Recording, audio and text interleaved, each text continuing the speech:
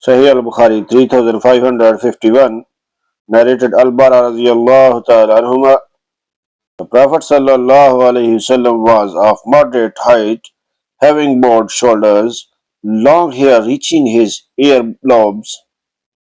Once I saw him in a red cloak, and I had never seen a more handsome than him.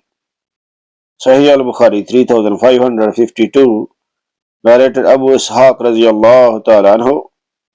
Al-Bara radiyallahu ta'ala anhu was asked, was the face of the Prophet sallallahu alaihi wasallam as bright as a sword? He said, no, but as bright as a moon.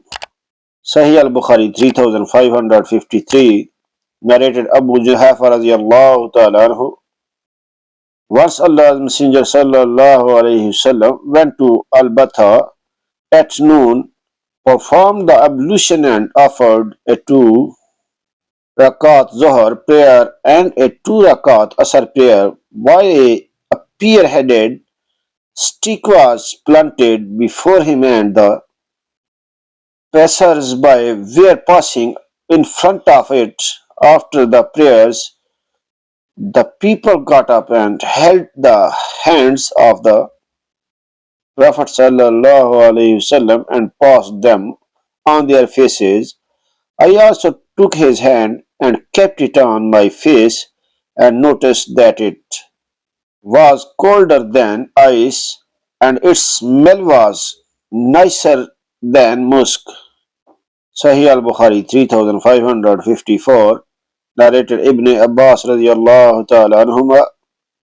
The Prophet sallallahu alaihi wasallam was the most generous of all the people, and he used to become more generous in Ramadan. When Jibreel alayhi salam meet him, Jibreel alayhi salam used to meet him every night during Ramadan to revise the Quran with him. Allah's Messenger sallallahu alaihi wasallam then used to be more generous than the fast wine. Sahih Al-Bukhari 3555, narrated Aisha radiyallahu ta'ala anha, that Allah's Messenger sallallahu alaihi wasallam came to her in a happy mood with his features glittering with joy and said, have you not heard what the Kaf has said about Zaid and Usama? He saw their feet and remarked, these belong to each other, i.e. they are father and son. Sahih Al-Bukhari 3556, narrated Abdullah bin Ka'b radiyallahu ta'ala anhu. I heard Ka'b bin Malik radiyallahu ta'ala anhu talking after his failure to join the Ghazwa of Tabuk. He said, when I greeted Allah's Messenger sallallahu alayhi wasallam, whose face was glittering with happiness, for whenever Allah's Messenger sallallahu alayhi wasallam was happy, his face used to glitter as if it was a piece of the moon, and we used to recognize it, i.e. his happiness from his face. Sahih Al-Bukhari 3557, narrated Abu Hurairah radiyallahu ta'ala anhu. Allah's Messenger sallallahu alayhi wasallam said, I have been sent as an apostle in the best of all the generation of Adam's offspring since their creation. Sahih Al-Bukhari 3558, narrated Ibn Abbas radiyallahu ta'ala anhuma.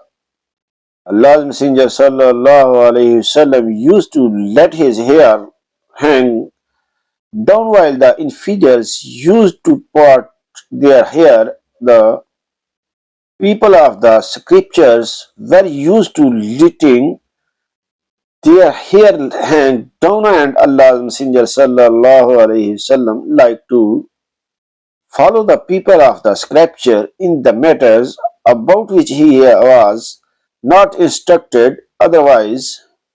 Then Allah's Messenger sallallahu alayhi wasallam parted his hair. Sahih Al-Bukhari 3559, narrated Abdullah bin Amr radiyallahu ta'ala anhuma. The Prophet sallallahu alaihi wasallam never used bad language, neither a fahish nor a mutafahish. He used to say the best amongst you are those who have the best manner and character. See Hadith number 56b, volume 8, Sahih Al-Bukhari 3560, narrated Aisha radiyallahu ta'ala anha.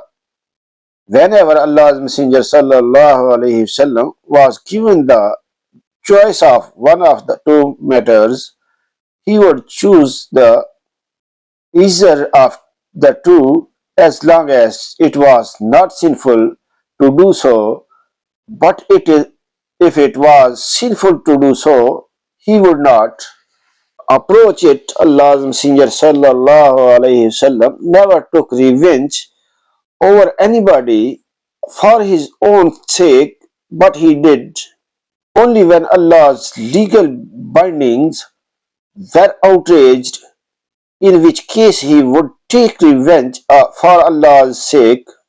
Like and subscribe my channel for more of these videos. Allah bless you. Allah Hafiz.